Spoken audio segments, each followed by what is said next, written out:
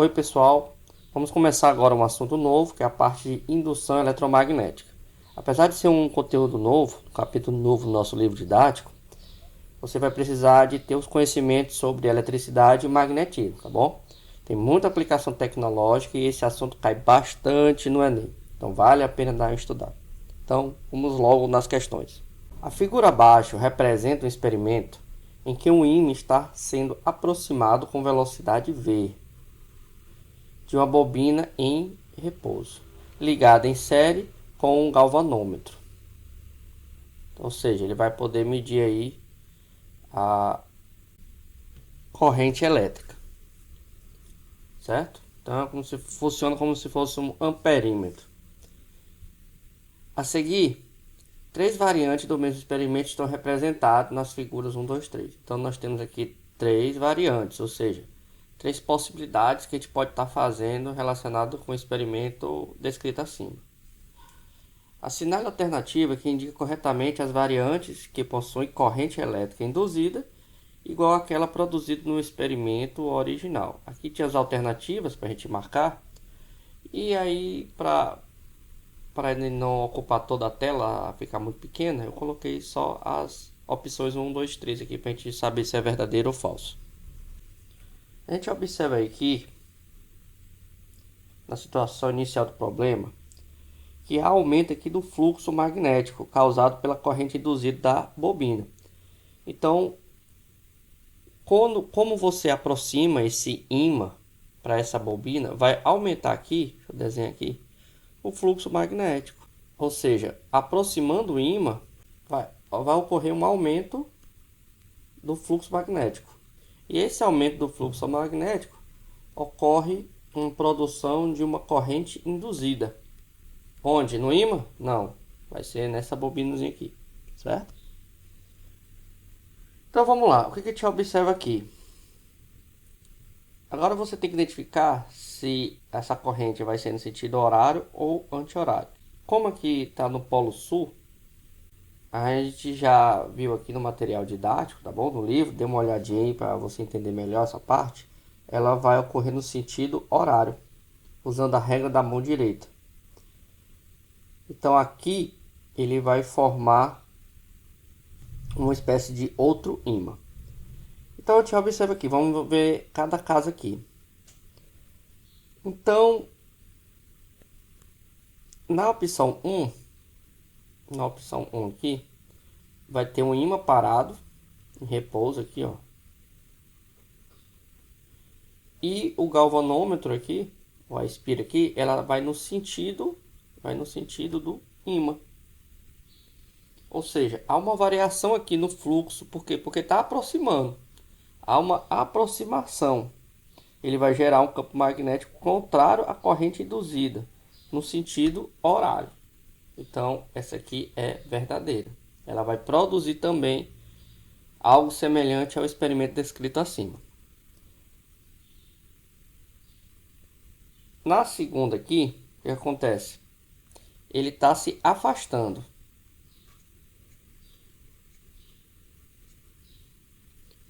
Aí você pode dizer, não, pois então não há produção. Você tem que verificar se há uma variação do fluxo. E há, porque vai haver uma diminuição. Essa variação pode ser para mais ou para menos, tá bom, pessoal?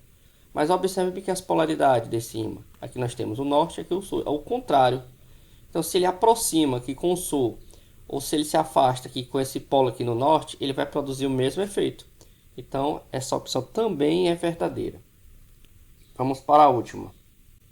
Aqui, pessoal, se você olhar o 1 e a 3, ela está muito parecida. A diferença está nessas polaridades aqui, ó. Aqui é sul, aqui é norte, aqui é norte e é sul. Então, aqui ele vai produzir um efeito, uma corrente anti-horário. É só olhar a regra da mão direita, tá bom?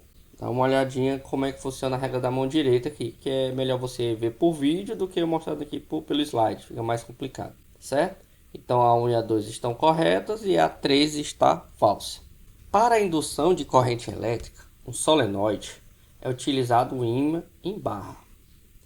Para tanto, são testadas as seguintes possibilidades. Movimenta-se o ímã com velocidade constante, ó, ao movimento aqui do ímã, mantendo o solenoide próximo e parado. Para produzir uma corrente induzida, é preciso ter uma variação do fluxo magnético. O que ocorre aqui, na opção 1, porque um está se movimentando e o outro vai estar parado. Então vai haver uma variação. Então ela é verdadeira aqui. Gira-se o ímã com velocidade angular constante, mantendo o solenoide próximo e parado. Também há uma variação, porque ele vai mudar o polo norte e o polo sul magnético aqui. Então vai haver uma variação do fluxo magnético. 3. Movimente-se o solenoide com velocidade constante. Agora está se movimentando o solenoide, mantendo o ímã próximo e parado. Perfeito também. Movimente-se ambos com velocidades iguais. Se você movimentar ambos com velocidades iguais, direção e sentido, um vai estar em repouso em relação ao outro. Então, essa aqui está errado, porque essa aqui é a definição de repouso, um em relação ao outro. Então, as únicas alternativas corretas aqui é a letra D. A lei de indução de Faraday é fundamental, por exemplo, para explicarmos o funcionamento de dispositivos usados em usinas de energia elétrica, o dínamo. Trata-se de um equipamento eletromecânico que transforma energia mecânica nas usinas em energia elétrica. Em relação a esse dispositivo, assinale a alternativa incorreta. Vamos lá.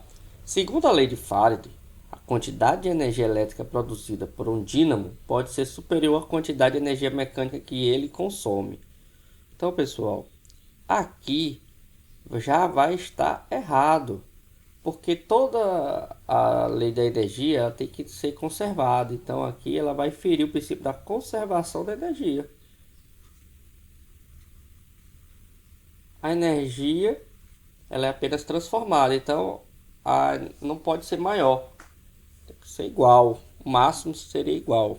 Então está errado, então vai ser essa aqui, porque ele quer aí correta, né? A letra A. Mas vamos ver as outras.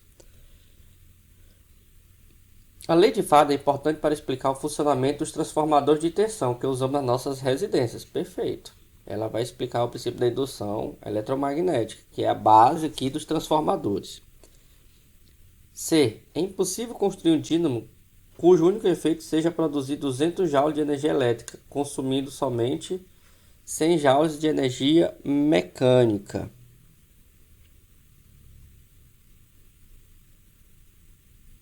Então aqui novamente é o princípio da conservação da energia. Princípio da conservação da energia. Certo? Porque aí você está dizendo aqui que ele vai produzir mais do que ele recebe. Então é o mesmo caso aqui. Então ela está correta. Letra D. A lei de Faraday relaciona o fluxo do campo magnético variando ao longo do tempo a uma força eletromotriz induzida para essa variação. Ela está explicando aqui. O dínamo é percorrido por uma corrente elétrica induzida quando rotaciona na presença de um campo magnético externo. Perfeito também. Então, a única incorreta aí vai ser a letra A. Aproxima-se um ímã de um anel metálico fixo em um suporte isolante, como mostra na figura. O movimento do ímã em direção ao anel. O que vai acontecer? Então, pessoal, é o seguinte, aqui ó, nós temos aqui um ímã e um anel metálico. O que acontece aqui? Nós já vimos na parte de magnetismo que todo ímã, o polo norte aqui, vai sair dele, né, um campo magnético. A unidade, inclusive, do campo magnético é Tesla, no Sistema Internacional de Medidas. A gente representa o vetor pelo B, campo magnético. Então, com a aproximação, a questão fala que ele aproxima, há um aumento do fluxo magnético. Se há um aumento do fluxo magnético, vai ocorrer uma corrente induzida. Mas a questão é, o sentido da corrente é horário ou anti-horário? Como essa lei aqui? Bem, foi o Lenz que descobriu que vai produzir uma corrente induzida contrária ao fluxo. Aqui. Se ele está aproximando aqui, ó, está aproximando o ímã, o que vai acontecer?